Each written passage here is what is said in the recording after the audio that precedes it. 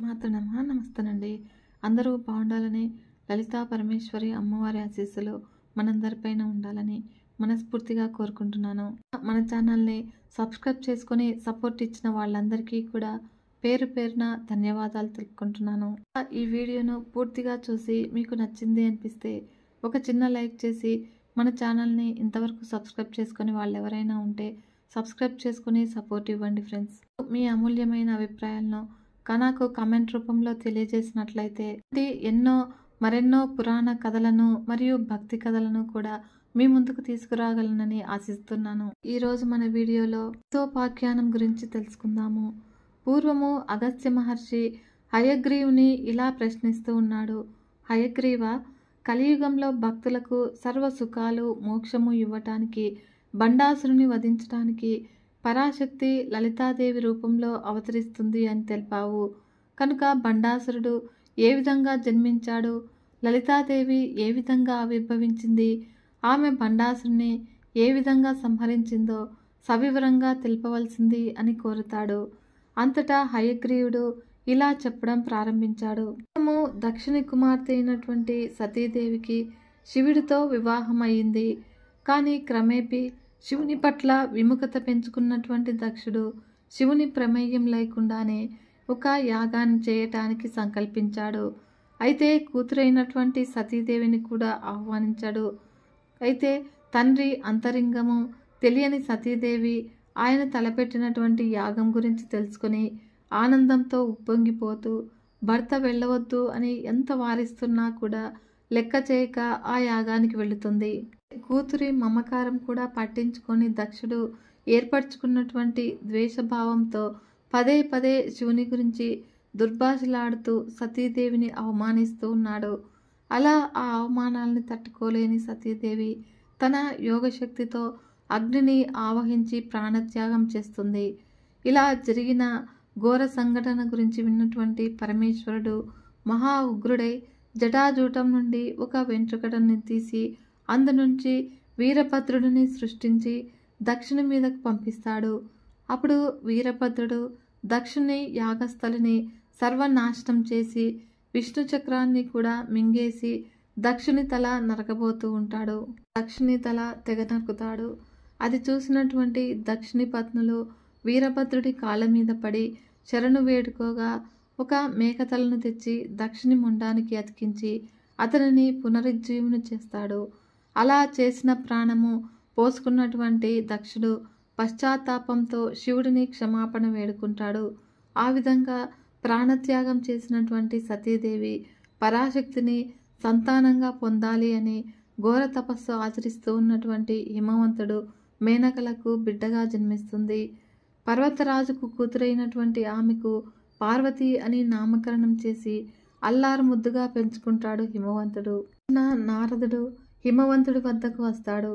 హిమవంత, సాక్షాత్తు ఆ ఆదిపరాశక్తిని సంతానంగా పొందిన నువ్వు నిజంగా ధన్యుడివి.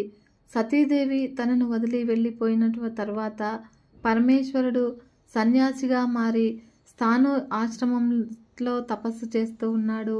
నీ కుమార్తెను ఆయన సేవకు వినియోగించావు అంటే నీకు చాలా శ్రేయస్కరము అన్న నారదుని మాటలకు హిమవంతుడు ఎంతగానో సంతోషిస్తాడు.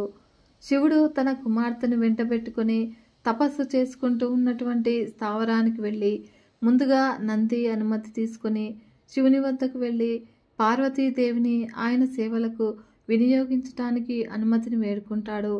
అలా తన సమ్మతి తెలిపిన శివునికి ఆనాటి నుంచి సేవలు చేయసాగింది పార్వతీదేవి. ఈశ్వరుడు నిరంతరము కూడా యోగ దీక్షలో ఉంటాడు. ఆ విధంగా సమయం గడుస్తూ ఉండగా తారకుడు అనే రాక్షసుడు స్వర్గంలోని దేవతలను బాధించడం మొదలెడతాడు.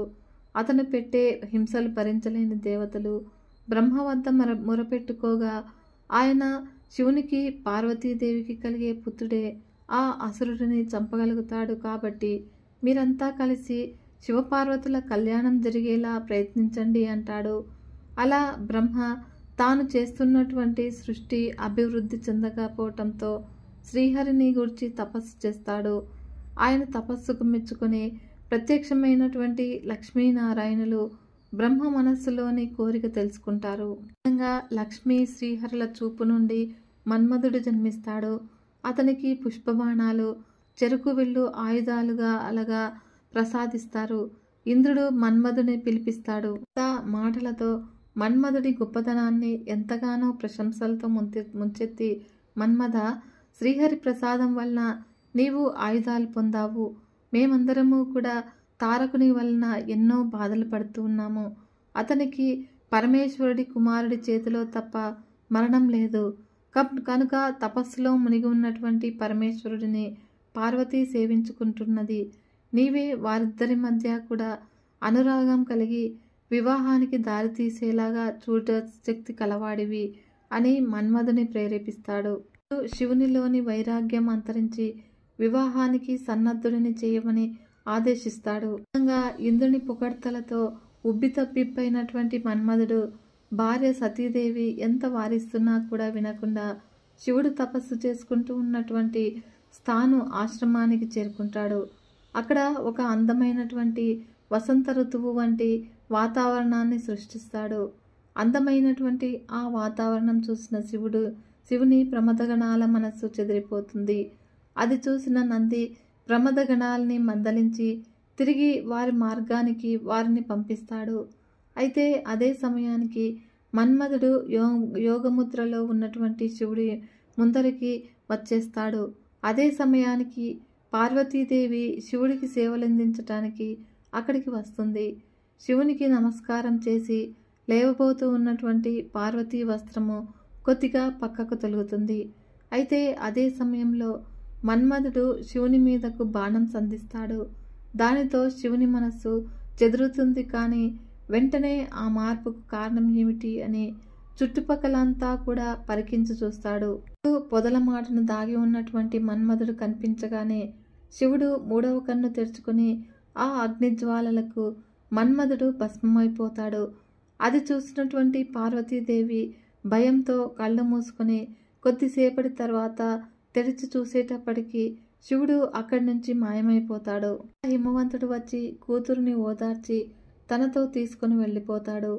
శివుడి ఆగ్రహానికి గురై బూడిదగా మాడినటువంటి భర్తను చూసిన రతీదేవి కన్నీరు మున్నీరవుతుంది. వసంత ఋతువుకు అధిపతి అయిన వసంతుడు వచ్చి రతీదేవిని సముదాయించి మన్మధుడికి బ్రహ్మ ఇచ్చిన శాపం గుర్తు చేస్తాడు. ఒకసారి సుందోపసందులను అంతం చేయడానికి బ్రహ్మ తిలోత్తమను సృష్టిస్తాడు. కానీ మన్మధుడు చిలిపిగా తన బాణము బ్రహ్మ వైపు సంధించేటప్పటికీ ఆయన కూడా తిలోత్తమ తన కూతురు అన్న విషయం విస్మరించి వ్యామోహంతో ఆమె వెంటపడతాడు. అది చూసినటువంటి తిలోత్తమ భయంతో లేడి రూపంలో పారిపోతూ ఉంటుంది. అలా బ్రహ్మ కూడా మగలేడిగా మారి ఆమె వెనుకపోతాడు. అయితే ఆ దృశ్యం చూసినటువంటి దేవతలు భయభ్రాంతులవుతారు. రాబోతున్నటువంటి ప్రమాదం పసిగట్టిన పరమేశ్వరుడు ఒక వేటగాడిగా మారి బాణం సంధించి బ్రహ్మ ముందుకు వస్తాడు. అలా శివుని భయంకర రూపం చూసిన బ్రహ్మ వాస్తవానికి వచ్చి తను చేయబోయినటువంటి ఘోరం తెలుసుకుంటాడు. అయితే ఈ సంఘటన తర్వాత మన్మధుడు చేసినటువంటి చిలిపితనం తెలుసుకున్నటువంటి బ్రహ్మ అతనిని పిలిపించి, నీకు ఇచ్చినటువంటి అధికారం దుర్వినియోగం చేసిన అనర్థము శివుడి రాకతో నివారించబడ్డది. ఏదో ఒక రోజున నువ్వు శివుడి ఆగ్రహజ్వాలలకు భస్మం అవుతావు అని శపిస్తాడు. అలా శాపం విన్నటువంటి రతి మన్మధులు భయంతో శాప విమోచనం కోసము బ్రహ్మను ప్రార్థిస్తారు. ఆదిపరాశక్తి లలితాదేవి అవతారం ఎత్తుతుంది. ఆ అవతారంలో శివుడిని వివాహం ఆడుతుంది. అలా ఆ వివాహం అనంతరము మన్మధుడు తిరిగి తన రూపం పొందగలుగుతాడు అని శాప విమోచనం తెలుపుతాడు. ఆ వృత్తాంతం వినిపించినటువంటి వసంతుడు, అమ్మ, ఎంతటి వారైనా కూడా శాప ఫలితం అనుభవించక తప్పదు. ఏది ఏమైనా కూడా బ్రహ్మ చెప్పినట్లుగా నా సోదరుడు మన్మధుడు తిరిగి పుడతాడు. అంతవరకు ధైర్యంగా ఉండి లలితాదేవిని పూజిస్తూ ఉండు అని ధైర్యవచనాలు పలుకుతాడు. మరి రుద్రగణాల నాయకులతో ఒకడైన చిత్రకర్మ భస్మమైనటువంటి మన్మధుడి బూడితో ఆడుకుంటూ బాలుడి రూపంలో ఒక బొమ్మను తయారు చేస్తాడు. అట్లా తయారు చేసిన బొమ్మను శివుడి వద్దకు తీసుకువెళ్ళి చూపిస్తాడు. అయితే శివలీలలు అనిర్వచనీయం కదా. శివుడి వద్దకు వెళుతూ ఉండగానే ఆ బొమ్మకు ప్రాణం వచ్చి బాలుడు ఒక్క గెంతుతో శివుడికి చిత్రకర్మకు ప్రణామం చేశాడు. చిత్రకర్మ ఆనందానికి పట్టపగ్గాలు ఉండవు.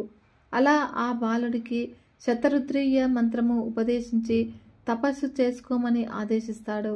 ఆ బాలుడు అదే విధంగా మంత్రపఠనం చేస్తూ తపస్సు చేయటం మొదలు పెడతాడు. అప్పుడు తపస్సు చివరి దశకు చేరుతూ ఉండగా శివుడు ప్రత్యక్షమవుతాడు. అప్పుడు బాలుడు ఆనందంతో, నాతో యుద్ధం చేసిన వారెవరికైనా సరే తమ శక్తిలో సగం పోగొట్టుకోవాలి, శక్తి నా శక్తిలో చేరాలి, నా ప్రత్యర్థి ఉపయోగించే ఏ ఆయుధము నన్ను బంధింపకూడదు అంటూ ప్రత్యేకమైన వరాలు ప్రసాదించమని వేడుకుంటాడు. అప్పుడు శివుడు వెంటనే ఆ వరాలు ప్రసాదించడమే కాక 60 సంవత్సరాలు రాజ్యం ఏలేటట్లుగా మరో వరం కూడా ఇచ్చేస్తాడు. అయితే ఇదంతా కూడా గమనించినటువంటి బ్రహ్మ విసుగ్గా సిగ్గు సిగ్గు అని అర్థం వచ్చేలాగా బండ బండ అని అంటాడు. అలా రాక్షస ప్రవృత్తి ఉన్నటువంటి వాడటం వలన చేత బండాసురుడు అన్న పేరు వస్తుంది. మహేశ్వరుని క్రోధాగ్ని నుండి పుట్టడం వలన బండుడు మహాబలవంతుడు అయ్యాడు. ఈలోగా మిగిలిన మన్మధుడి బూడిద నుండి విశుక్ర విషంగా అన్న 2 రాక్షసులు పుడతారు. వారిద్దరూ కూడా బండాసురుని ముఖ్య అనుచరులవుతారు. అలా వారితో పాటు వేలాది మంది రాక్షసులు ఆ బూడిద నుండి పుట్టుకొస్తారు. వారంతా కలిసి బండాసురుని 300 అక్షౌహిణుల సైన్యంగా ఏర్పడతారు. అట్లా అన్ని వేల మంది రాక్షసులు జన్మించారని తెలుసుకున్న అసురు గురువు శుక్రాచార్యుడు వారికి గురుత్వ బాధ్యత తీసుకుని నిత్య అనుష్ఠానాలు నిర్వర్తించమని వారిని ఆదేశిస్తాడు. దేవశిల్పి మయుడిని రప్పించి మహేంద్ర పర్వతాల మీద శోణితపురము అంటే శూన్యక పట్టణం అనే నగరాన్ని నిర్మింపచేస్తాడు. మయుడు శూన్యక పట్టణాన్ని స్వర్గం కంటే ఎక్కువ అందంగా తీర్చిదిద్దుతాడు. మయుడు బ్రహ్మచేత హిరణ్యకశిపుడికి ఇవ్వబడినటువంటి కిరీటము, చామరాలు, గొడుగు, విజయము అనే ధనువు, సింహాసనాన్ని స్వీకరించి పట్టాభిషిక్తుడవుతాడు. రాక్షసులను ఆ నగరానికి రప్పించి బండాసురుడిని రాజుగాను, విశుక్రుని విషంగుడిని యువరాజులుగా నియమిస్తాడు. బండాసురునికి సమ్మోహిని, కుముదిని, చిత్రాంగి, సుందరి అన్న 4 భార్యలు ఉంటారు. అయితే శుక్రాచార్యుడి ఆధ్వర్యంలో హోమాలు, వేదపఠనము, తపస్సు సక్రమంగా జరుగుతూ ఉండేవి. ధర్మపరుడై, శివారాధన తత్పరుడై యజ్ఞయాగాలు చేస్తూ చక్కగా పరిపాలిస్తూ ఉంటాడు. అతని బలం పెరుగుతూ ఉంటుంది. ఇంద్రుని బలం తరిగిపోతూ ఉంటుంది. అయితే అది గ్రహించినటువంటి నారాయణుడు మాయను సృష్టించి, నీవు బండాసురుని వద్దకు వెళ్ళి అతన్ని మోహించి విషయ సుఖాల్లో ఉండేటట్లుగా చూడవలసింది అని ఆజ్ఞాపిస్తాడు.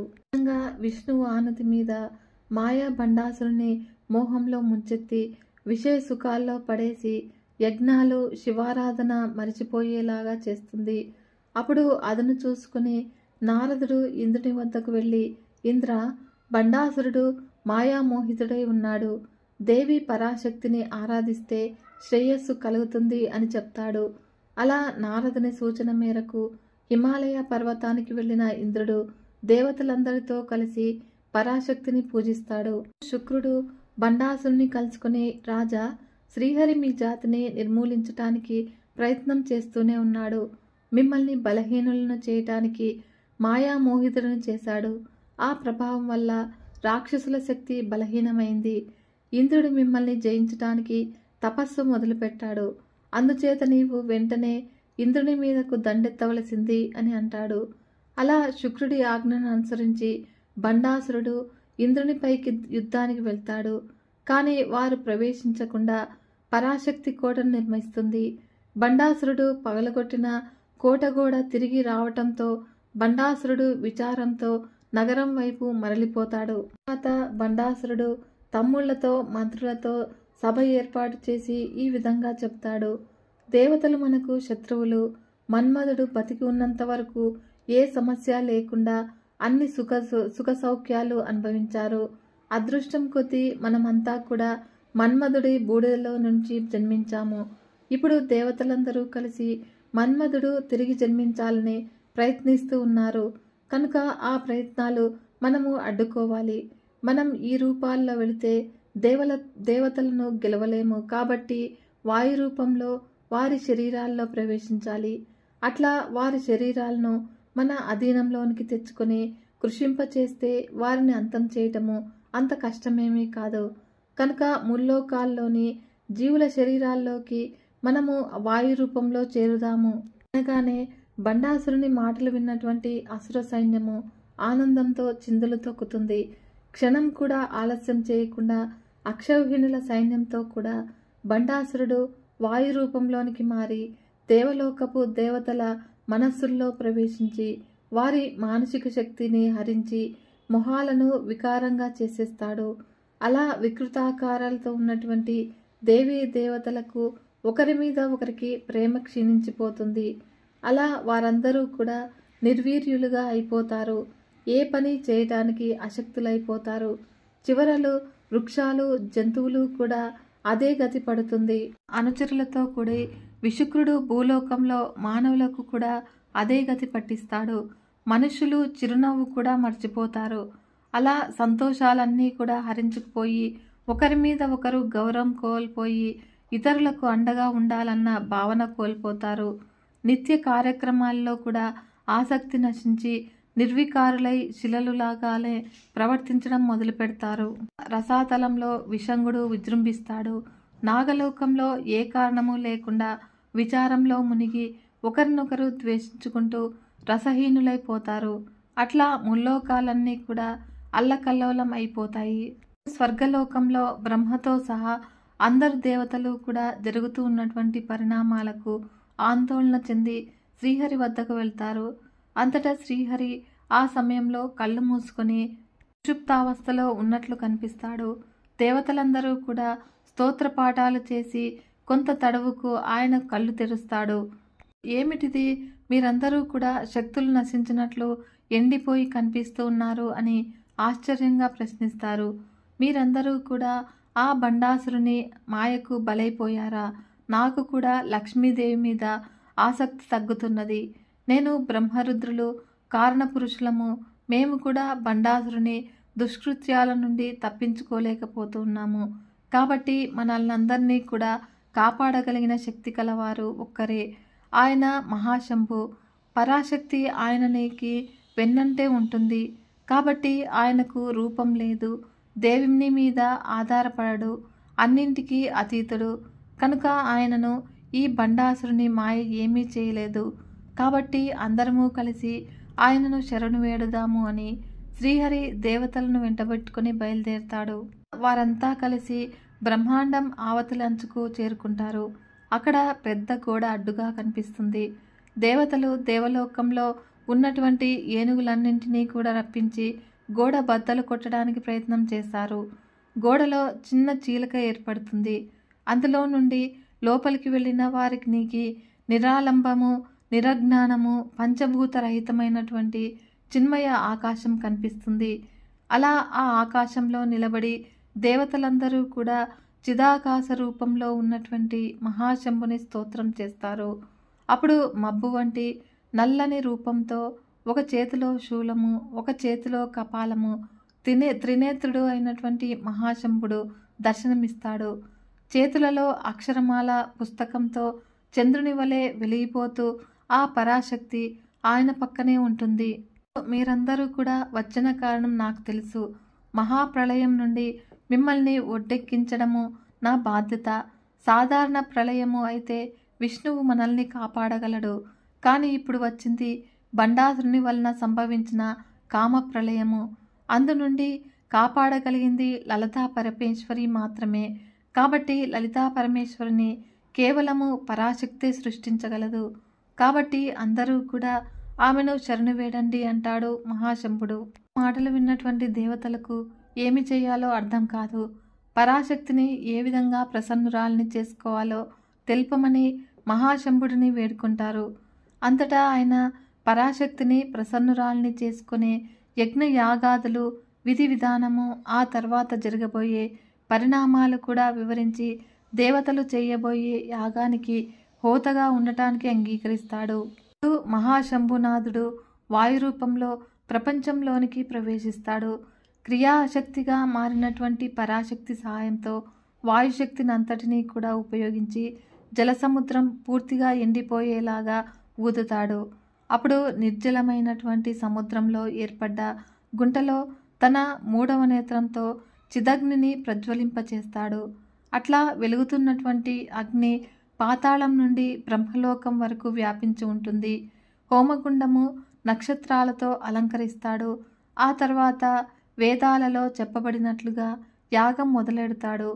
పుష్కల ఆవర్తన అన్న ప్రళయ మేఘాలను హోమంలో నేయి వేసే గరిటెలుగా ఉపయోగిస్తాడు. మరియు హోమగుండంలో 6 సముద్రాలను సమర్పిస్తాడు.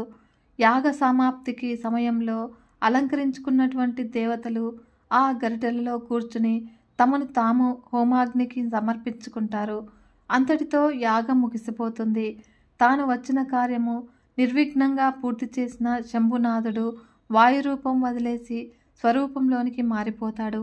ఆ విధంగా పూర్తయినటువంటి చిదగ్ని హోమగుండం నుండి వివిధ ఆయుధాలతో 9 అంతస్తులతో ఉన్నటువంటి శ్రీచక్ర రాజరథము అన్న ప్రత్యేకమైన వాహనం మీద కూర్చొని ఉన్న లలితాదేవి ఆవిర్భవిస్తుంది. ఆ విధంగా చిదగ్ని నుండి ఆవిర్భవించిన లలితాదేవి తన శరీరం నుండి కామేశ్వరుడిని సృష్టిస్తుంది. ధనస్సు, పంచబాణాలు, పాశము, అంకుశము అన్న 4 ఆయుధాలను చేతులలో ధరించి చతుర్బాహు సమన్విత అవుతుంది. ఉదయిస్తూ ఉన్నటువంటి సూర్యుడిలాగా ఎర్రటి కాంతితో నిత్యాషోడశికారూప నిరంతరము 16 ఏళ్ల వయసులో ఉన్నటువంటి అందము, రూపలావణ్యంతో ఉంటుంది. ఆమె శరీరంలోని అంగ అంగాల నుండి వివిధ దేవతామూర్తులు ఉద్భవిస్తారు. ఆ అపురూప దృశ్యము కనులారా చూసినటువంటి ఇంద్రాది దేవతలు పరమానంద భరితులై మరలా తల్లికి నమస్కారం చేస్తారు. అదే సహస్రనామ పారాయణలో చెప్పినటువంటి చిదగ్నికుండ సంభూత చక్రరాజరథారూఢ దేవకార్య సముద్యత అన్న పదాలకు వివరణ. చక్రరాజరథము 4 యోజనాలు అంటే 1 యోజనము అంటే 9 మైళ్ళు, వెడల్పు 10 యోజనాలు, ఎత్తు 9 పర్వాలు, 4 చక్రాలుగా, 4 వేదాలు, చతుర్విధ పురుషార్థాలు, 4 అశ్వాలుగా, బ్రహ్మానంద పరితమైనటువంటి పతాకము, అన్నింటికన్నా ఉచ్చస్థానంలో బిందుపీఠము, మేరు ప్రస్తార రూపము కలిగి తేజస్సు అనే పదార్థంతో నిర్మించబడి ఉంటుంది. విధంగా త్రివిధములైనటువంటి సృష్టి, స్థితి, లయాలైనటువంటి దేవకార్యం అంటే దేవతల శక్తులకు మించిన బండాసుర వధ ద్వారా ముల్లోకాలను కాపాడము. ఇక్కడి నుంచి లలితాదేవి సహస్రనామాల్లో అమ్మ వర్ణన ఉంటుంది. ఉదయిస్తూ ఉన్నటువంటి 1000 కిరణములు కల సూర్యుడి కాంతితో 4 చేతులతో, ఆ చేతులలో ధరించినటువంటి ఆయుధాలు, ఆమె అందము ఒక్కొక్క నామంలో వివరించబడి ఉంటుంది. సంపత్కరి సమారూఢ సింధూర వ్రజత్ సేవిత. లలితాదేవి చేతిలో ఉన్నటువంటి అంకుశము అన్న అస్త్రం నుండి సంపత్కరీదేవి ఉద్భవిస్తుంది. ఆమె రణకోలాహలం అనే మత్తగజమును అధిరోహించి ఉంటుంది. అశ్వారూఢాధిష్ఠితాశ్వకోటి కోటి బిరావృత అంటే పాశము నుండి అశ్వారూఢ అనే దేవత ఉద్భవిస్తుంది. ఆమె అపరాజిత అన్న అశ్వము అధిరోహించి ఉంటుంది. చక్రరాజ రథారూఢ సర్వాయుధ పరిష్కృత అంటే తల్లి తాను స్వయంగా అన్ని ఆయుధములతో నిండి ఉన్నటువంటి చక్రరాజము అనే రథం ఎక్కి ఉంటుంది. గేయ చక్ర రథారూఢ మంత్రిని పరిసేవిత అంటే మంత్రిని దేవి గేయ చక్రము అన్న రథం ఎక్కి ఉంటుంది. శ్రీచక్రము చుట్టూ ఉన్నటువంటి త్రికోణమే గేయ చక్రము.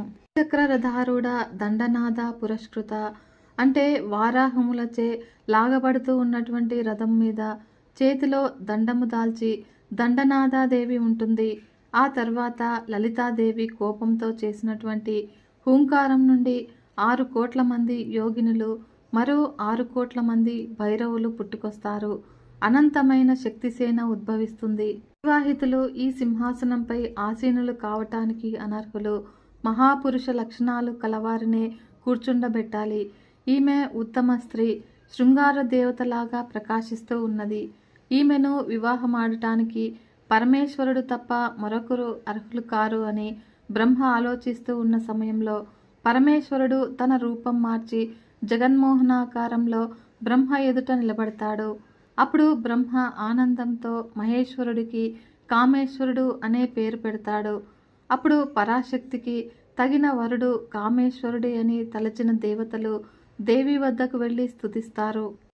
కామేశ్వరుడు దేవి పరస్పర ఆకర్షితులవుతారు. పరమేశ్వరి తన చేతిలో ఉన్నటువంటి హారము ఆకాశంలోకి విసిరివేస్తుంది. అప్పుడు ఆ హారము కామేశ్వరుని కంఠంలో పడుతుంది. దేవతల ప్రార్థనను మన్నించిన శ్రీహరి లలితా కామేశ్వరుల వివాహం చేస్తాడు. కామేశబద్ధ మాంగళ్య సూత్రశోభిత కందర అనే దానికి అర్థం ఇదే. దేవతలు చెరుకు విల్లును, శ్రీహరి పుష్పాయుధాన్ని, వరుణుడు నాగపాశాన్ని, విశ్వకర్మ అంకుశాన్ని, అగ్నిదేవుడు కిరీటాన్ని, సూర్యచంద్రులు కర్ణాభరణాలను, మధురపాత్రను, కుబేరుడు చింతామణిని, లక్ష్మీదేవి ఛత్రాన్ని, చంద్రుడు వింజామరలను లలితా పరమేశ్వరులకు బహుకరిస్తారు. అప్పుడు బ్రహ్మ కుసుమాకరము అనే విమానాన్ని ఇస్తాడు. దేవతలందరూ కూడా పరాశక్తిని పలు విధాలుగా కీర్తిస్తారు. నారదుడు నమస్కరించి, తల్లి నీవు పరబ్రహ్మవు, సాధుజన రక్షణకే ఆవిర్భవించావు. బండాసురుడు ముల్లోకాలను కూడా హింసకు గురి చేస్తూ ఉన్నాడు. దేవతలంతా కూడా భయభ్రాంతులై ఇక్కడే నివాసాలు ఏర్పరచుకున్నారు. కాబట్టి నీవు అభయమిస్తే వారు తమ తమ గృహాలకు తిరిగిపోతారు అని విన్నవించుకుంటాడు. అప్పుడు పరాశక్తి అభయముతో సంతుష్టులైన వారు తిరిగి గృహాలకు మరలిపోతారు. తర్వాత మహాశంభుడి ప్రశంసలకు లలితాదేవి సృష్టి కార్యక్రమము కొనసాగిస్తుంది. ఎడమ నేత్రం నుండి చంద్రతత్వంతో బ్రహ్మాండ లక్ష్మి, కుడి నేత్రం నుండి సూర్యతత్వంతో విష్ణు పార్వతి, మూడవ నేత్రం నుండి అగ్నితత్వంతో రుద్ర సరస్వతులు ఉద్భవిస్తారు. లక్ష్మీ విష్ణులు మరియు శివపార్వతులు బ్రహ్మ సరస్వతులు దంపతులవుతారు. వారి వారి సృష్టి కార్యము కొనసాగించమని ఆదేశిస్తుంది అమ్మవారు. విధంగా పొడవైన కేశాల నుండి అంధకారము, కనులలో నుండి సూర్యచంద్రుల అగ్నులు, నుదుటి మీదనున్నటువంటి ఆభరణం నుండి నక్షత్రాలు, పాపిడి గొలుసు నుండి నవగ్రహాలు, కనుబొమల నుండి న్యాయశాస్త్రము, ఊపిరి నుండి వేదాలు, వాక్కు నుండి పద్యనాటకాలు, ముఖం నుండి వేదాంగాలు, కంఠం మీదనున్న 3 మడతల నుండి వివిధ శాస్త్రాలు సృష్టి చేస్తుంది. మరియు వక్షస్థలం నుండి పర్వతాలు, మనసు నుండి చిదానందము, హస్తన కణముల నుండి విష్ణు దశావతారములు, అరచేతుల నుండి ఉభయ సంధ్యలు ఉద్భవిస్తాయి. హృదయము బాలాదేవి, జ్ఞానము శ్యామలాదేవి, అహంకారము వారాహీదేవి, చిరునవ్వు విఘ్నేశ్వరుడుగా రూపుదిద్దుకుంటాయి. అంకుశం నుండి సంపత్కరీదేవిని, పాశం నుండి అశ్వారూఢాదేవి, కపోలాల నుండి నకులేశ్వరి, కుండలిని శక్తి నుండి గాయత్రిని సృష్టిస్తుంది. చక్రరాజ రథానికి ఉన్నటువంటి 8 చక్రాల నుండి 8 మంది దేవతలు పుడతారు. 9వ ప్రాకారము బిందుపీఠంలో తల్లి ఆసీనురాలై ఉంటుంది. చివరకు చక్రరాజ రథ సంరక్షక దేవతలను సృష్టిస్తుంది. ఈ లలితాదేవి సృష్టి కార్యము పూర్తి చేసి పతి శివకామ సుందరుని శివచక్రము సృష్టించమని వేడుకుంటుంది. అప్పుడు ఆయన చేసినటువంటి హూంకారం నుండి 23 మంది శివచక్ర దేవతలు పుట్టుకొస్తారు. ఈ విధంగా శక్తిసేన సృష్టి కార్యక్రమము పూర్తి చేసినటువంటి తల్లి 16 మంది మంత్రులతో ముఖ్యురాలైనటువంటి శ్యామలాదేవిని ప్రధానమంత్రిగా నియమిస్తుంది. ఆ కారణం చేతనే శ్యామలాదేవిని మంత్రినీ దేవి అని కూడా అంటారు. మరియు చక్రరాజ రథం నుండి సృష్టించబడినటువంటి రథాలలో ఒకటైనటువంటి 7 పర్వాలు కలిగిన గేయ చక్రము మీద శ్యామలాదేవి అధిరోహించి లలితాదేవికి కుడి పక్కన ఉంటుంది. అంటే గేయ చక్ర రథారూఢ మంత్రిని పరిసేవిత అని. ఈ విధంగా వరాహముల చేత లాగబడుతూ ఉన్నటువంటి కిరిచక్ర రథం మీద అధిరోహించినటువంటి వార్తాళీదేవిని 12 మంది దండనాథులకు సేనాధిపతిగా నియమిస్తుంది. ఆమెను వారాహీదేవి, దండనాథాదేవి అని కూడా అన్నారు. అయితే లలితాదేవి తన కనుబొమల నుండి గద సృష్టించి దండనాథాదేవికి ఇస్తుంది. కిరిచక్ర రథారూఢ దండనాథ పురస్కృత అని. శక్తిసేనను సంపూర్ణంగా కూర్చుకున్నటువంటి లలితాదేవి బండాసురుని మీద యుద్ధానికి బయలుదేరుతుంది. ఆమె అంకుశం నుండి సంపత్కరీదేవి తనతో పాటుగా పుట్టిన అనేక ఏనుగుల సమూహంతో లలితాదేవి వెనుకనే ఉంటుంది. అమ్మ తన గజాయుధములకు సంపత్కరీ దేవిని అధికారినిగా నియమించింది. మరియు పాశం నుండి వచ్చినటువంటి అశ్వారూఢాదేవి అపరాజిత అశ్వం ఎక్కి గుర్రాల సమూహంతో కూడి లలితాదేవి ముందర ఉంటుంది. యుద్ధభేరి మోగిస్తూ లలితాదేవి శక్తిసేనతో సాగిపోతూ ఉన్నది. మరియు దండనాథాదేవి తన రథం మీద నుండి దిగి వజ్రఘోషము అన్న సింహం మీద కూర్చుని ఉంటుంది. సైన్యము లలితాదేవి ద్వాదశనామ స్తోత్రం చేస్తూ సాగుతుంది.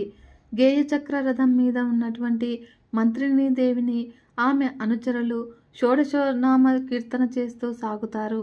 అప్పుడు మంత్రిని దేవి హస్తం మీద ఉన్నటువంటి పక్షి నుండి చేతిలో ధనస్సు ధరించి ధనుర్వేదుడు అవతరిస్తాడు. మాత, ఇది ఛత్రజీవము అనే ధనస్సు, ఇది అక్షర తూణీరము, అసుర సంహారానికి వీటిని ఉపయోగించు అని ఆమెకు అందజేస్తాడు. లలితాదేవి వార్తాళీదేవి శ్యామలాదేవిని సేనానాయకులుగా నియమించిన తర్వాత చేసినటువంటి హుంకారంలో నుండి 1,40,00,000 మంది యోగినులు, అంతమందే భైరవులు, లెక్కలేనంత శక్తిసేన పుట్టుకొస్తారు. అలా ఆమె నుండి ఉత్పన్నమైనటువంటి 4 సముద్రాల ఘోష రమణబేరిగా మరిన్ని వాద్య విశేషాలు వెన్నంటగా బండాసుర వధకు రణరంగానికి బయలుదేరి వెడలింది. కిరిచక్ర రథం నుండి దిగి వజ్రఘోషం అన్న సింహాన్ని అధిరోహించిన దండనాథాదేవిని సేన 12 నామాలతో స్తోత్రపాఠం చేస్తుంది. పంచమి దండనాథాచ సంకేత సమయేశ్వరి తదా సమయా సంకేత వారాహి పోత్రిని తదా వార్తాళీ చ మహాసేన ప్యాజ్ఞ చక్రేశ్వరి తదా నీ చేతి సంప్రోక్తం నామ ద్వాదశకం యునే అన్న స్తోత్రం గానం చేస్తూ బయలుదేరుతారు.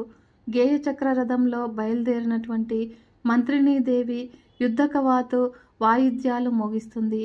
అలా ఆమె సేన చక్కగా అలంకృతులై వీణ మొదలైన వాయిద్యాలతో గానం చేస్తూ కొనసాగుతారు. మంత్రిని దేవిని సంగీత యోగిని, శ్యామ, శ్యామల, మంత్రనాయిక, మంత్రిని, సచివేశాని, ప్రధానేషి, కుశప్రియ, వీణావతి, వైహిని, ప్రియకప్రియ, నీపప్రియ, కదంబవేశ్య, కదంబ వనవాసిని, సదామల అనే 16 నామాలతో ఆమెను పూజిస్తూ ఉన్నటువంటి సేన షోడశనామ స్తోత్రపాఠం చేస్తుంది.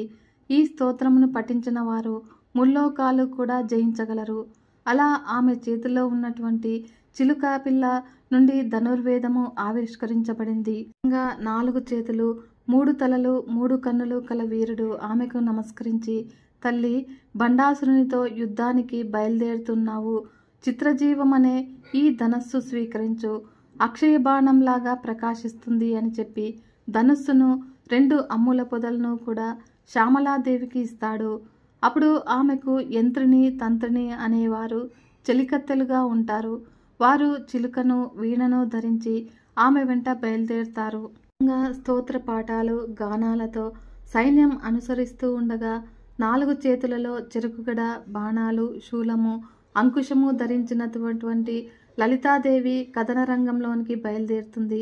రథం మీద తెల్లటి గొడుగులతో విజయ మొదలైనటువంటి పరిచారికలు చామరలు వీస్తూ ఉండగా దేవతా స్త్రీల సంగీత వాయిద్యాలతో, బ్రహ్మాది దేవతల స్తోత్రాలతో, కామేశ్వరీదేవి మొదలైనటువంటి శక్తులు పాదాలు సేవిస్తూ కదలి వస్తూ ఉంటారు.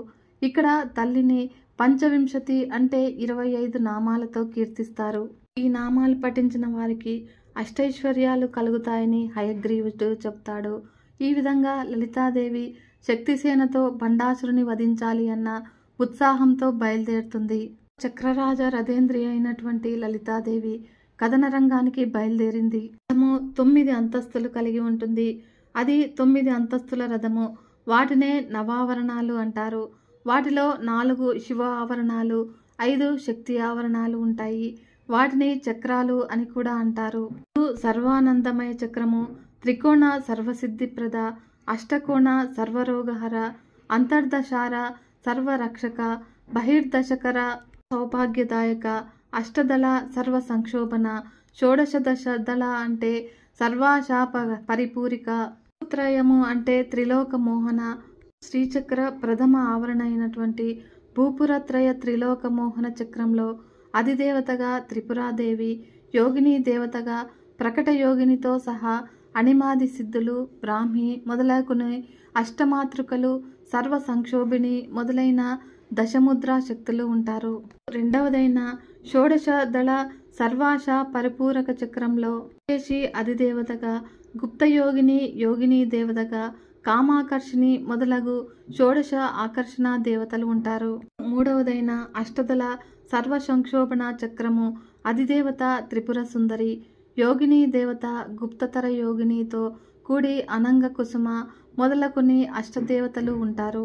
సర్వ సౌభాగ్యదాయక చక్రము చతుర్దశ ఆవరణము, ఇందులో త్రిపురవాసిని అధిదేవత, సంప్రదాయ యోగిని యోగిని దేవతగా, సర్వ సంక్షోభిణి మొదలుగా 14 మంది దేవతలు ఉంటారు. కోణముల బహిర్దశారమైనటువంటి సర్వార్థ సాధక చక్రంలో త్రిపురాశ్రీ అధిదేవతగా, కులోత్తీర్ణ యోగిని యోగిని దేవతగా, సర్వసిద్ధి ప్రదాదేవి మొదలుగా 10 మంది దేవతలు ఉంటారు. దశకోణముల అంతర్దాశరమైన సర్వారక్షకర చక్రమైనటువంటి ఆవరణలో త్రిపురమాలిని అధిదేవత, ఉపయోగిని యోగిని దేవతగా, సర్వాజ్ఞాదేవి మొదలగు దశదేవతలు ఉంటారు. అష్టకోణ సప్తావరణము సర్వరోగహర చక్రము అధిదేవత త్రిపురా సిద్ధాంబ, రహస్య యోగినితో కూడి వశిని మొదలుగా 8 మంది వాగ్దేవతలు ఉంటారు. నవమావరణము సర్వానందమయి చక్రము బిందువు దేవత మహాత్రిపుర సుందరి, యోగిని దేవత పరాపర రహస్య యోగిని కూడా ఉంటారు. లలితాదేవి వెనుక 7 అంతస్తుల గేయ చక్ర రథము, 5 అంతస్తుల కిరిచక్ర రథము బయలుదేరుతాయి. లలితాదేవి దండయాత్రకు బయలుదేరింది అన్న వార్త విన్న బండాసురుని శూన్యక నగరవాసులు భయభ్రాంతులవుతారు. భవనాలు అకారణంగా బీటలు వారుతూ ఉంటాయి. ఉల్కలు పడటం ప్రారంభమవుతుంది. భూకంపము, భూమి మండిపడటంతో ప్రజలంతా కూడా వణికిపోసాగారు.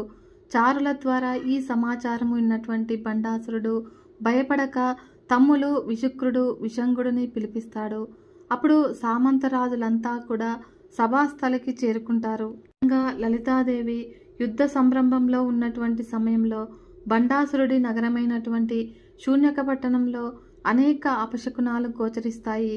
అప్పుడు వెంటనే అతను విశుక్ర విశంగులతో సమావేశం ఏర్పాటు చేస్తాడు. విశుక్రుడు పరిస్థితి విశ్లేషిస్తూ దేవతలందరూ కూడా అగ్నిగుండంలో పరడి మరణించారు. ఆ అగ్నిగుండం నుంచి మాత ఉద్భవించి అందరినీ కూడా పునరుజ్జీవులను కావించింది. మహిళా సేనతో మన మీదకు యుద్ధానికి బయలుదేరింది అని వారంతా కూడా లేత చిగురుల వంటి ఆకులతో రాళ్లను పగలగొట్టడానికి ప్రయత్నిస్తూ ఉన్నారు. అయినప్పటికీ కూడా మనము అప్రమత్తములయ్యి మన సైన్యాన్ని వారిని ఎదుర్కోవటానికి పంపించాలి అని అంటాడు. ఆ మాటలు విన్నటువంటి విశంగుడు కొన్ని సూచనలు ఇస్తాడు. ఏ పనినైనా కూడా బాగా ఆలోచించి చెయ్యాలి. ముందుగా మన గూఢచారులను పంపించి వారి సైన్యం యొక్క బలం అంచనా వేయాలి. మరియు ఏ పరిస్థితుల్లోనూ కూడా వారిని తక్కువ అంచనా వేయకూడదు.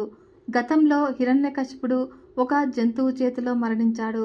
కాబట్టి శంభానిశంభులు ఒక మహిళ చేతిలో హతమయ్యారు.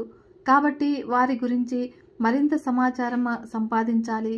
అసలు ఆమె ఎవరు, ఆమెకు అండదండగా ఉన్నవారెవరు, ఆమెకు కావలసినది ఏమిటి, ఈ ప్రశ్నలన్నింటికీ కూడా సమాధానం కావాలి అని వివరంగా చెప్తాడు. అంతా కూడా విన్న బండాసురుడు ఆ మాటలను కొట్టిపారేస్తూ, దేవుళ్ళు అందరూ కూడా ఆమె వెనుక ఉన్నా కూడా భయపడవలసిన అవసరం లేదు. మన సైన్యంలో ఉన్న సేనాధిపతులు స్వర్గాన్నైనా కూడా కాల్చివేయగలరు. కాబట్టి వారందరూ కూడా హిరణ్యకశిపుడితో సమానమైన వారు. అటువంటిది ఒక అబలను జయించటము ఎంతసేపు, ఈ పనికిమాలినటువంటి ఆలోచనలతో బుర్రలు పాడు చేసుకోవద్దు అంటూ విశంగుడిని మందలించి సింహాసనం నుండి లేచి, సైన్యాన్ని సిద్ధం చేయి, శూన్యక పట్టణానికి రక్షణగా ఉండు, ఆమెను జుట్టు పట్టుకుని తీసుకురావాలి అని సేనాధిపతి కుటిలాక్షుడిని కోట సంరక్షణకు నియమిస్తాడు. తర్వాత మంత్రులను పురోహితులను కూడా పిలిపించి అభిచార హోమం అనే క్షుద్ర పూజ నిర్వహించమని ఆజ్ఞాపిస్తాడు. బండాసురుడి చేత లలితాదేవి కేశాలు పట్టుకుని లాక్కురమ్మని ఆదేశించబడినటువంటి కుటిలాక్షుడు దుర్మధుడు అనే రాక్షసుడిని నాయకుడిగా నియమించి మొదటి సేనను యుద్ధరంగానికి పంపిస్తాడు.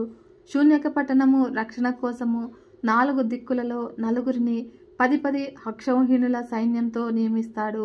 అప్పుడు తూర్పు కోటను తాళజంగుడు, దక్షిణ కోటను తాళభుజుడు, ఉత్తర కోటను తాళకేతు, పడమటి కోటను తాళగ్రీవుడు తమ తమ సైన్యాలతో రక్షణగా ఉంటారు.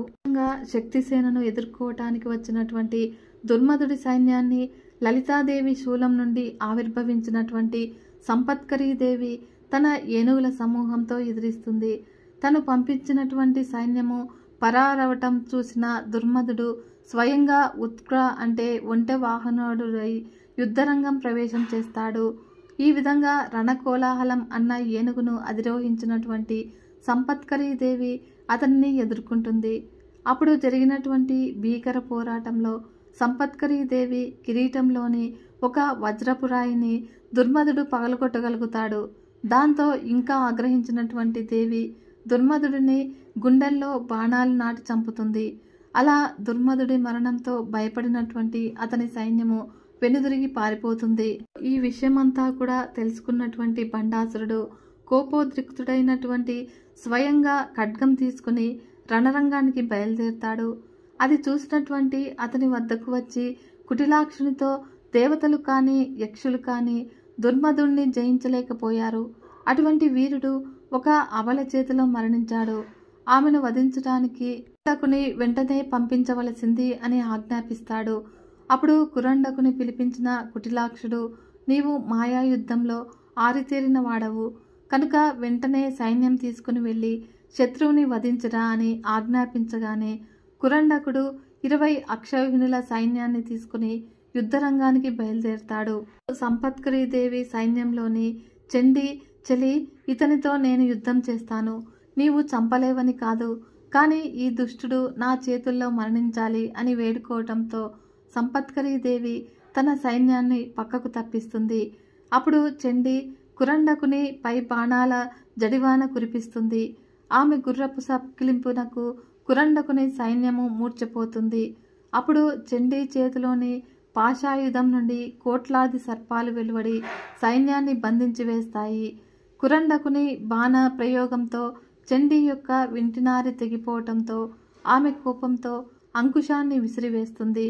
అలా ఆ దెబ్బకు కురండకుడు మరణిస్తాడు. అంకుశం తర్వాత రాక్షస సైన్యాన్ని కూడా సంహరిస్తుంది. విషయం విన్నటువంటి బండాసురుడు ఉగ్రుడై 100 అక్షౌహిణుల సైన్యాన్ని 5 సేనాధిపతులతో పంపిస్తాడు. కరండకుడు పరివారంతో యుద్ధభూమిలోకి ప్రవేశించగానే సర్పిణి అనే మాయను ప్రయోగిస్తాడు. అలా ఆ మాయ నుండి రణశంబరి అన్న సర్ప సైన్యాన్ని సృష్టించి శక్తిసేన మీదకు పంపుతారు.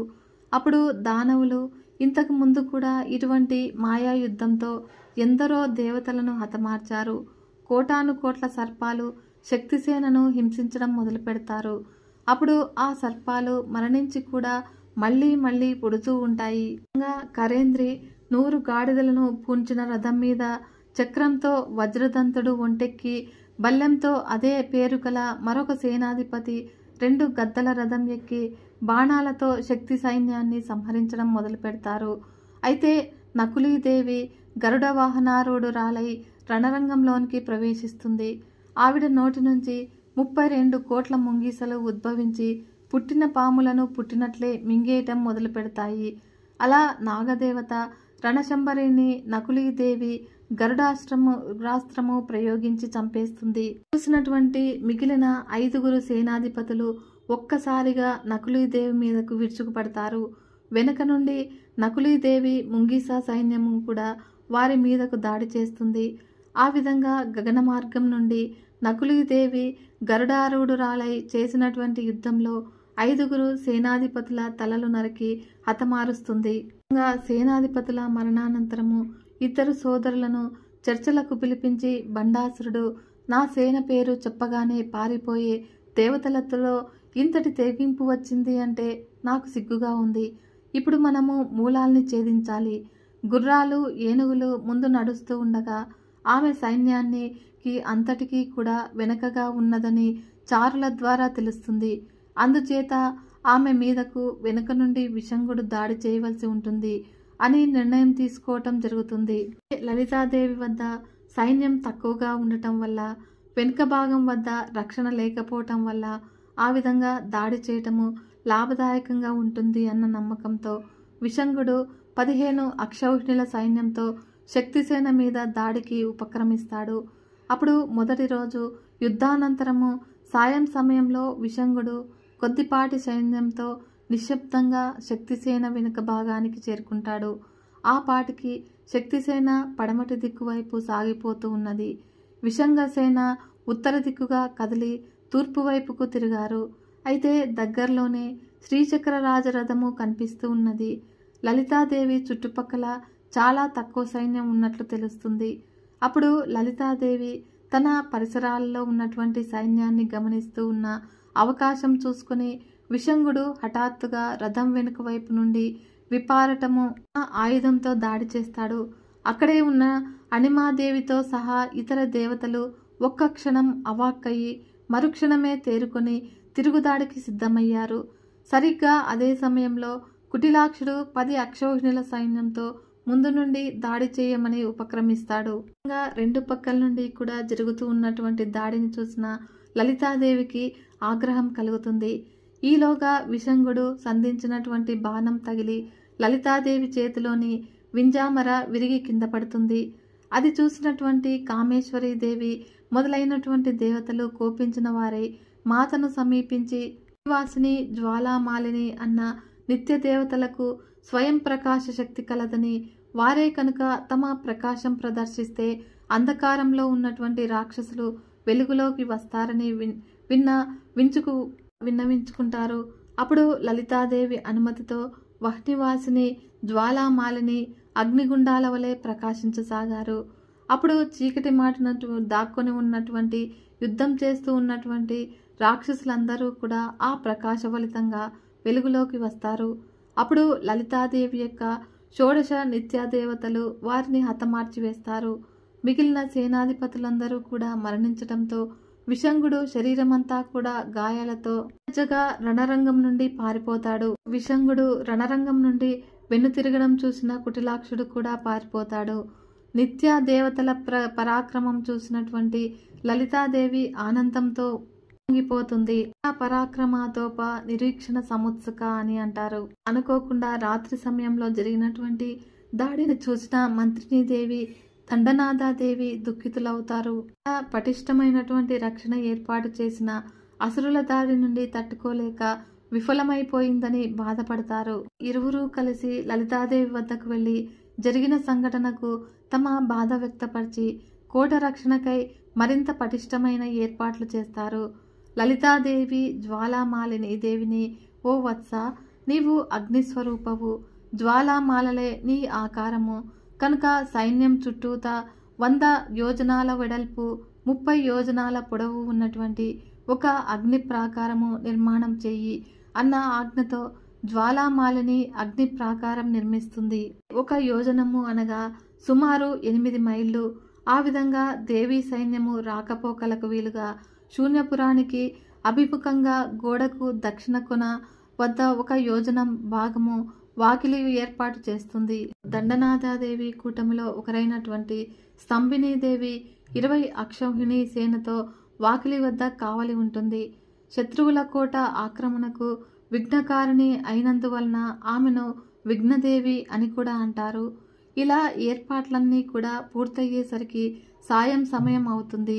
ఈ సమాచారం తెలిసినటువంటి బండాసురుడికి భయం ఆవహించి తదుపరి కార్యం గురించి ఆలోచించసాగాడు. ఈ మారు చతుర్బాహు మొదలుకొని ఉపమాయుడి వరకు కూడా తనకున్నటువంటి 30 మంది కొడుకులను యుద్ధరంగంలో దింపుతాడు. కుమారులారా, ఈ సృష్టిలో మీతో సమానమైన వారు మరెవ్వరూ కూడా లేరు. మాయావి అయిన ఒక స్త్రీ మన వారందరినీ కూడా సంహరిస్తుంది. మీరు ఆమెను ఓడించి సజీవంగా పట్టుకోండి అని ఆదేశిస్తాడు. యుద్ధరంగంలో దేవికి కుడి ఎడమలలో శ్యామల దండనాయకులు, ముందు వెనుక సంపత్కరి అశ్వారూఢలు సైన్య సమేతులై వ్యూహాలు పన్ని రక్షణగా ఉన్న సమయంలో బండపుత్రులు అమితమైన సైన్యంతో ఒక్కసారిగా వెనుక నుండి ముట్టడిస్తారు. అయితే ఆ సమయంలో ముమ్మూర్తుల తల్లినే పోలి ఉన్నటువంటి లలితాదేవి కుమార్తె అయినటువంటి బాలాదేవి తల్లి సమీపంలో ఉంటుంది. ఆమె నిత్య బాలా స్వరూపిణి. బండాసురుని కొడుకులు యుద్ధరంగంలోనికి ప్రవేశించిన వార్త తెలిసి ఆ బాలిక వారిని తాను ఎదుర్కొంటానని అనుమతినివ్వమని తల్లిని వేడుకుంటుంది. మొదట లలితాదేవి సందేహం వ్యక్తపరిచినా కూడా కుమార్తె శౌర్యము, ఆత్మశక్తి తెలుసుకుని బండపుత్రులను ఎదుర్కోవటానికి అనుమతినించి కవచాన్ని బహుమతిగా ఇస్తుంది. 100 హంసలచే లాగబడుతూ ఉన్నటువంటి కర్ణి అన్న రథం ఎక్కి బాలాదేవి యుద్ధరంగంలోనికి ప్రవేశించటం చూసిన మంత్రిని, దండనాయకులు ఆశ్చర్యచకితురాలవుతారు. కానీ వెనువెంటనే కర్తవ్యం తెలుసుకుని ఆమెకు సంరక్షణకు అంగరక్షకులాగా నిలబడతారు. బాలాదేవి బండాసురుడి 30 మంది కొడుకులతో చేస్తూ ఉన్నటువంటి భీకరమైన పోరాటం చూసిన వారంతా కూడా విస్తుపోతారు. యుద్ధం 2వ రోజు పూర్తిగా బాలాదేవి పోరాటం కొనసాగించి ఆ సాయం సమయంలో ఒకేసారి 30 బాణాలు ప్రయోగించి 30 మంది బండాసురుల పుత్రులను ఒక్కసారిగా హతమారుస్తుంది. అయితే ఆ దృశ్యం చూసినటువంటి లలితాదేవి ఆనందంతో కుమార్తెను ఆలింగనం చేసుకుంటుంది. విఘ్నయంత్ర వినాశనము, బండాసురుడు దుఃఖాక్రాంతుడవుతాడు. ఆ దుష్టురాలిని నా ఖడ్గంతో సంహరించి బంధువులతో విశ్రాంతి పొందుతాను అని నిస్సహాయుడై స్వయంగా యుద్ధరంగానికి తరలి వెళ్తాడు. అతనిని సముదాయించిన విశుక్రుడు తాము స్వయంగా శత్రువులను ఎదుర్కోవటానికి ఉద్యుక్తులవుతారు. బండాసురుడు ముందుగా విశుక్రుడిని పోరుకు పంపిస్తాడు. విశుక్ర, శత్రువుల స్థావర మెట్లకి ప్రవేశించి జయ విఘ్నము అన్న యంత్రాన్ని స్థాపించు అని ఆజ్ఞాపిస్తాడు. అప్పుడు రాత్రి అంధకారంలో విశుక్రుడు చుట్టూ కట్టబడినటువంటి వహ్ని ప్రాకారము సమీపిస్తాడు. లోపలికి వెళ్ళటానికి మార్గం కనిపించక ప్రాకారానికి బయటే ఉండి శిలవట్టం అనే యంత్రాన్ని రచించి బలిపూజలు చేసి ఆ యంత్రం పైనుండి ప్రాకారం లోపలికి దూకుతాడు. ఒక చదునైన రాతి మీద ఒక తాంత్రిక గుర్తు రచించి కొన్ని తాంత్రిక పూజలు నిర్వహిస్తాడు. అనంతరము మంత్రించినటువంటి శిలవట్టం అన్న రాతిని బలమంతా కూడా ఉపయోగించి విసిరేస్తాడు. అప్పుడు అగ్ని ప్రాకారం మీద ఒక ప్రాంతంలో ఆ రాయి పడుతుంది. వహ్ని ప్రాకారంలో జయ విఘ్న యంత్రాన్ని స్థాపిస్తాడు. అలా ఆ మాయా యంత్రము ప్రభావం వల్ల శక్తిసేనలో ఒక విధమైన అలసత్వం ఏర్పడుతుంది. వారిలో వారు వాదించుకోవటం మొదలు పెడుతూ ఉంటారు. ఈ యుద్ధం చేయటమే తప్పు, దేవతల పక్షాన యుద్ధం చేయవలసిన అవసరం మనకేమున్నది? అసలు ఈ లలితాదేవి ఎవరు? మన మీద పెత్తనం చెలాయించడానికి ఆమె ఎవరు అధికారం ఇచ్చారు? మనమందరము కూడా యుద్ధం చేయటానికి నిరాకరిస్తే ఆమె ఏమి చేయగలుగుతుంది? అజ్ఞానపు నిద్ర ఆవహించిన వారందరూ కూడా ఈ విధంగా తమలో తామే వాదించుకోసాగారు. విశుక్రుడు అర్ధరాత్రి దాటిన తర్వాత తన 30 అక్షౌహిణుల సైన్యంతో వహ్ని ప్రాకారము ఆక్రమించుకుంటారు. అయితే అప్పటికి కూడా శక్తిసేన విఘ్నయంత్రం కలిగించిన మాయా నిద్ర నుంచి లేవలేకపోతారు. ఇదంతా కూడా జరిగినప్పటికీ యంత్ర ప్రభావము దండనాథ మీద కానీ మంత్రిని దేవి మీద కానీ పడదు. అప్పుడు మత్తులై ఉన్నటువంటి వారిరువురు కూడా శక్తిసేనకు పట్టిన దుస్థితి చూసి బాధపడతారు. అప్పుడు ఏమి చెయ్యాలో కూడా పాలుపోక తమ కర్తవ్యం ఏమిటి అని లలితాదేవిని ప్రశ్నిస్తారు. అప్పుడు లలితాదేవి కామేశ్వరుని వైపు చూసి చిరునవ్వు నవ్వుతుంది. అలా ఆ చిరునవ్వులో నుండి గణపతి ఉద్భవిస్తాడు. కామేశ్వర ముఖాలోక కల్పిత శ్రీ గణేశ్వర అని ఉంటారు కదా, అదే దేవి ఆదేశం ఇచ్చిన వెనువెంటనే గణపతి అగ్ని ప్రాకారంలో వెతకగా శక్తిసేనకు పట్టిన దుస్థితికి కారణమైనటువంటి జయ విఘ్న మహాయంత్రం కనిపిస్తుంది. దానిని తన పళ్ళతో కొరికి భిన్నం చేసేస్తాడు. విధంగా గణేశ్వరుడు తన రూపాన్ని అనేక రూపాలుగా మార్చి ఆమోదుడు, ప్రమోదుడు, సుముఖుడు, దుర్ముఖుడు, అరిఘ్నుడు, విఘ్నకర్త అని 6 విఘ్నకర్తలను సృష్టిస్తాడు. వారు 7 కోట్ల సైన్యానికి నాయకులుగా రాక్షసులపైకి దాడి చేస్తారు. విఘ్నయంత్రము ధ్వంసం అవగానే శక్తిసేన తమసు ఆవహించిన మాయా నిద్ర నుంచి బయటపడి తిరిగి యుద్ధానికి సన్నద్ధులవుతారు. ఆ విధంగా శక్తిసేన సహితుడైనటువంటి విఘ్నేశ్వరుడు వహ్ని ప్రాకారం నుండి వెలుపలకు వచ్చి విశుక్రుడితో పోరు ఆరంభిస్తాడు. ముందుగా గణపతి మీదకు పంపినటువంటి గజాసురును అంతం అవటం చూసిన విశుక్రుడు రణరంగం నుండి పారిపోతాడు. విశుక్ర విషంగా వధ. గజాసురుడు మరణించిన వార్త విన్నటువంటి బండాసురుడితో చర్చల అనంతరము తమ్ముడైనటువంటి విషంగుడు, మేనల్లుడు, ఉలూకుడు వెంటరాగా విశుక్రుడు తిరిగి యుద్ధరంగానికి చేరుకుంటాడు. దీంతో 3వ రోజు యుద్ధము ఆరంభమవుతుంది. మరోపక్క దండనాథ మంత్రిని శత్రువులపై తమ పోరు కొనసాగిస్తారు. చేతపూనిన హలాయుధాన్ని భీకరంగా తిప్పుతూ గిరిచక్ర రథం అధిరోహించినటువంటి దండనాథాదేవి ముందుగా దారి తీయగా ంబులు ధరించిన మంత్రిని దేవి గేయచక్ర రథము అధిరోహించి ఒక యోధుడి వలె వెనుకే అనుసరిస్తూ ఉంటుంది. దండనాథాదేవి విశుక్రుడిని ఎదుర్కొనగా అశ్వారూఢ సంపత్కరీ దేవతలు వారి అల్లుళ్లను ఎదుర్కొంటారు. ఆ విధంగా రాక్షస సేన బలహీనమవటము గమనించిన విశుక్రుడు తృషాస్త్రము అన్న ఆయుధాన్ని ప్రయోగిస్తాడు. ఆ అస్త్ర ప్రభావం వల్ల శక్తిసేన విపరీతమైన దాహంతో బాధపడసాగింది. ఇంద్రియాలన్నింటినీ శక్తిని కోల్పోయాయి. అలా అస్త్రాలను విడిచిపెట్టి మూర్ఛపోతారు. దండనాథ వారాహిని పిలిచి, దేవి, ఇది రాక్షసమాయ. వారు ప్రయోగించినటువంటి తృషానాస్త్ర ప్రభావము మన సైన్యానికి దాహం తీరే మార్గం ఆలోచించాలి అని అనగానే దానికి ప్రతిచర్యగా తృష్ణా బాధితులకు ఉపశమనం కొరకు దండనాథాదేవి గిరిచక్ర రథం నుండి మదిరా సింధువును ఆహ్వానిస్తుంది. మధ్య సముద్ర దేవత ఏనుగుతొండపు దారులతో కురిపించినటువంటి మధ్యవర్షంతో శక్తిసేన తమ దాహం తీర్చుకుని రెట్టింపైన ఉత్సాహంతో యుద్ధం కొనసాగిస్తారు. అప్పుడు సముద్రుడు చేసినటువంటి సహాయానికి సంతోషించిన దేవి, సముద్రుడా, దేవకార్యాన్ని చక్కగా నిర్వర్తించావు. నా అనుగ్రహం వలన ద్వాపరయుగంలో యజ్ఞం చేసే వారికి నీవు సోమపాన రూపంలో ఉపయోగపడతావు. మంత్రయుక్తంగా నిన్ను ఆచరించడంతో జనులు సిద్ధిని, బుద్ధిని, బలాన్ని పొందుతారు అని వరాన్నిస్తుంది. సాయం సమయానికి శత్రు సైన్యంలో బండాసురుని అల్లులతో సహా చాలా భాగము మరణిస్తారు. ఈలోగా శ్యామలాదేవి అంటే మంత్రిని దేవి విషంగుడితో పోరాడి బ్రహ్మశిరోనామకాస్త్రం ప్రయోగించి ఆ దానవుడిని సంహరిస్తుంది. దండనాథాదేవి అంటే పోత్రిని దేవి విశుక్రుడిని హలాయుధంతో సంహరిస్తుంది. ఎంబ విరచిత విషంగ వదతోషిత విశుక్ర ప్రాణహరణ వారాహి వీర్యనందిత అని ఆ పాటికి అర్ధరాత్రి అయింది. బండాసురుని ఓదార్చడానికి ఇంకా మిగిలింది కుటిలాక్షుడు ఒక్కడే మాత్రమే. కుటిలాక్ష, లలితాదేవి తన చూపుతోనే నా సోదరులను సంహరించింది.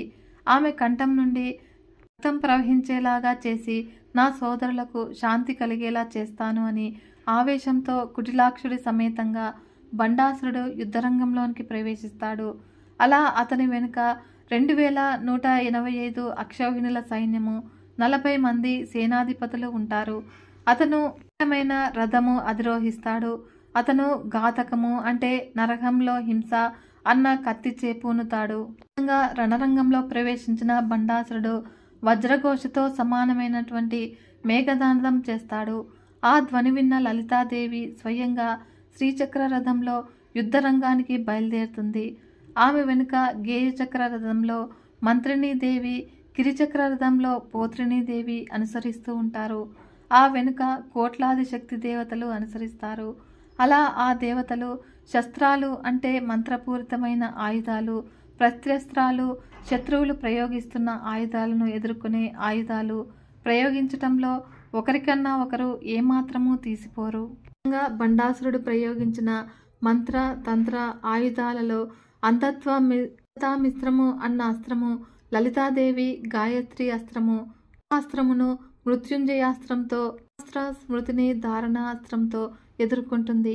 ఈ విధంగా ఇరువురు కూడా అనేక శస్త్రప్రస్త్రాలతో ప్రయోగిస్తూ భీకర పోరాటం చేస్తూ ఉంటారు. శక్తిసేనను ఆయుష్ను తగ్గించడానికి ప్రయోగించిన ఆయుహ్ అన్న అస్త్రము ఎదుర్కోవటానికి లలితాదేవి ధనుస్సు నుండి అచ్యుతుడు, అనంతుడు, గోవిందుడు బయలుదేరి వారి హూంకారంతో బండాసురుడికి అస్త్ర ప్రభావం లేకుండా చేసి తల్లికి నమస్కరించి భూలోకానికి తిరిగి వెళ్ళిపోతారు.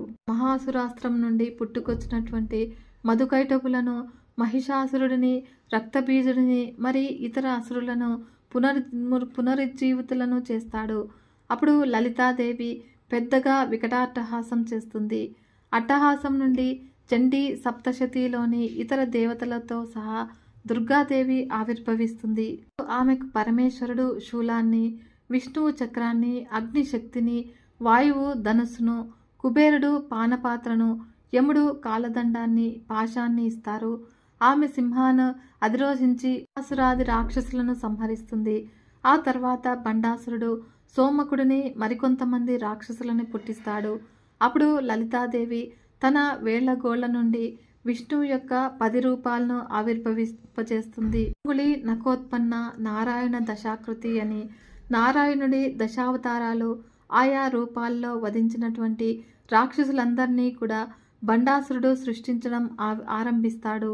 అయితే లలితాదేవి 2 చేతుల యొక్క ఒక్కొక్క వేలు నుండి ఒక్కొక్క అవతారం ఆవిర్భవించి ఆ రాక్షసులను వధిస్తారు. బండాసురుడి అర్ధవాస్త్ర ప్రభావం వలన నీటిలో మునిగినటువంటి శక్తిసేనను కుడి చేతి చూపుడు వేలు నుండి ఉద్భవించిన కూర్మ రూపము నీటినంతటినీ కూడా తాగి శక్తిసేనను రక్షిస్తాడు. హిరణ్యాస్త్రాక్షము నుండి వేల కొలదిగా జన్మించినటువంటి హిరణ్యాక్షులను దేవి కుడి చేతి నడిమి వేలు నుండి పుట్టిన వారాహరూపి సంహరిస్తుంది. మరియు కనుబొమ్మల నుండి జన్మించినటువంటి హిరణ్యులు ప్రహ్లాదుడిని పీడిస్తూ ఉండగా దేవి కుడి చేతి ఉంగరపు వేలు నుండి సృష్టింపబడ్డ సింహుడు వారిని తన వాడి అయిన గోళ్లతో చీల్చి చంపుతాడు. ఇంద్రాస్త్రాన్ని వామనాస్త్రం నుండి వచ్చినటువంటి వామనులు బలీంద్రులను బంధిస్తారు. హైహయాస్త్రం నుండి పుట్టిన కార్తవీర్యులను లలితాదేవి ఎడమ చేతి నుండి పుట్టిన పరశురాములు సంహరిస్తారు. బండాసురుడు ఆగ్రహంతో చేసినటువంటి హుంకారం నుండి పుట్టుకొచ్చినటువంటి చంద్రహాస ఖడ్గం నుండి కుంభకర్ణుడు, మేఘనాథుడు వెంటరాగా పుట్టుకొచ్చినటువంటి రావణాసురుడిని లలితాదేవి ఎడమ చేతి చూపుడు వేలు నుండి రామలక్ష్మణులు సంహరిస్తారు. ఆ తర్వాత బండాసురుడు సృష్టించినటువంటి శాస్త్రుడు అనే అనేకమైన కోతులను పుట్టించగా తల్లి ఎడమ చేతి నడిమి వేలు నుండి ఉద్భవించిన బలరాముడు ఆ కోతులను సంహరిస్తాడు. రాజాసురాస్త్రము నుండి పుట్టినటువంటి శిశుపాల దంతవక్త్రశాలులను లలితాదేవి ఎడమ చేతి ఉంగరం వేలి గోటి నుండి ఉద్భవించినటువంటి వాసుదేవ, సంకర్షణ, ప్రద్యుమ్న, అనిరుద్ధులు సంహరిస్తారు. కల్వస్త్రం నుండి పుట్టిన రాజులను లలితాదేవి చిటికెన వేలు నుండి ఆవిర్భవించినటువంటి జనార్దనుడు హతమారుస్తాడు. ఆ పాటికి సూర్యాస్తమయం అవబోతూ ఉన్నది. ఇంకా లలితాదేవి ఏమాత్రము కూడా ఉపేక్షించదలుచుకోలేదు. నారాయణాస్త్రము 24 నాయకులను సంహరిస్తుంది. రాక్షసులను, వారి సేనాధిపతులను హతమారుస్తుంది. పాశుపతాస్త్రాగ్ని, నిర్దస్తాగ్ర సైనిక అనగా ఇంకా చివరకు మిగిలింది బండాసురుడు మాత్రమే. కనుక లలితాదేవి కామేశ్వరాస్త్రం ప్రయోగించి బండాసురుడిని సర్వనాశనం చేస్తుంది. ఫలితంగా శూన్యకపట్టణం దహించుకుపోయి బూడిద కుప్పగా మారిపోతుంది. దేవతలంతా కూడా ఆనందంతో దుందుములు మ్రోగించి పూలవర్షం కురిపించి కర్పూరం వెలిగించి జయ జయ నాదాలు చేశారు. కాముడు తిరిగి జీవించడము, బండాసురుడు మరణించిన తర్వాత లలితాదేవి తన చల్లని చూపులతో శక్తి సైన్యానికి తగిలిన గాయాలన్నింటికీ కూడా పోగొడుతుంది. యుద్ధం వల్ల కలిగినటువంటి శ్రమ నుండి సేద తీరుస్తుంది. బ్రహ్మాది దేవతలు ఆనందంతో లలితాదేవిని దర్శించుకోవటానికి వస్తారు. అప్పుడు సింహాసనం మీద కూర్చుని ఉన్నటువంటి తల్లిని స్తోత్రం చేస్తారు. బ్రహ్మ, విష్ణు, ఇంద్రాది దేవతలంతా కూడా తల్లి బండాసురుడైతే మరణించాడు, కానీ అతని మిత్రుడు తారకుడు ఇంకా జీవించే ఉండి మమ్మల్ని హింసల పాలు చేస్తూ ఉన్నాడు. అతనిని అంతమొందించాలి అంటే పరమేశ్వరుడికి పుత్రుడు కలగాలి. కాబట్టి మేమంతా కూడా అందుకోసమే ప్రయత్నాలు చేస్తూ ఉండగా మన్మధుడు దహించబడటము, ఆ తర్వాత ఈ సంఘటనలు చోటు చేసుకోవటం జరిగింది అని తల్లికి జరిగిన సంఘటనలు అన్నీ కూడా వివరిస్తారు. రతీదేవి మన్మధుడి మరణంతో దుఃఖితురాలై రోదిస్తూ ఉన్నది అని దేవతలు రతీదేవిని లలితాదేవికి చూపిస్తారు. రతీదేవి మాతకు నమస్కరిస్తుంది. ఆ మాటలు విన్నటువంటి లలితాదేవి ప్రేమపూరిత దృక్కులతో కామేశ్వరుడి వైపు చూపు సారిస్తుంది. ఆ కనులలో నుండి మన్మధుడు పునరుజ్జీవితుడవుతాడు. హరుని చూపులలో అగ్నిలో దహించబడినటువంటి మన్మధుని జీవితుడిని చేసిన సంజీవని ఆ తల్లి. రతి మన్మధులు మాత పాదాలకు నమస్కరిస్తారు. దేవిని అలంకరించి తీసుకురండి, రతి మన్మధుల వివాహం చేద్దాము అని శ్యామలాదేవి చెలికత్తెలకు ఆజ్ఞాపిస్తుంది. ఆ దంపతులను తల్లి ఈ విధంగా ఆశీర్వదిస్తుంది. మన్మథ, నీకు ఇంకా ఏ భయమూ లేదు. వెళ్ళు, మరొక్కసారి నీ పూలబాణము పరమేశ్వరునిపై సంధించు. శివుడు నీకు లొంగిపోయి పార్వతీని వివాహమాడుతాడు. నా ఆశీస్సులతో శివుడు నీకు ఏ విధమైనటువంటి హాని కలిగించడు.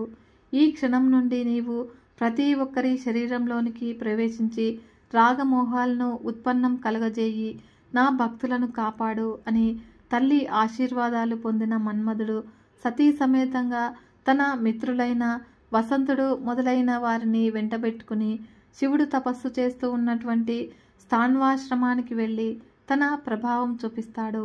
అప్పుడు శివునికి తపోభంగమై విరహవేదనతో పార్వతీదేవికై వెతకటం మొదలు పెడతారు. ఈలోగా మన్మధుడు తన బాణాలు పార్వతీ మీదదే కూడా ప్రయోగిస్తాడు. అప్పుడు పార్వతీదేవి చేస్తున్నటువంటి తపస్సుతో సంతుష్టుడై పరమేశ్వరుడు ఆమె ఎదుట ప్రత్యక్షమై ఆమెను వివాహమాడతాడు. ఫలితంగా కుమారస్వామి జన్మించి దేవసేనకు అధిపతి తారకాసుర సంహారం చేసి ఇంద్రుని పుత్రిక అయినటువంటి దేవసేనను పెళ్లాడుతాడు. మన్మధుడు తాను వచ్చిన పని నిర్విఘ్నంగా పూర్తి చేసిన వాడై లలితాదేవి సేవకు శ్రీపురం చేరుకుంటాడు. లలితాదేవి ఆవిర్భావం గురించి మహామునికి హయగ్రీవుడు వివరించాడు. లలితాదేవి ఆశీర్వాదాలు మనందరిపైన ఉండాలని మనస్ఫూర్తిగా కోరుకుంటున్నాను. మరొక మంచి వీడియోతో మీ ముందుకు వస్తాను. అంతవరకు సెలవు. నమస్కారం.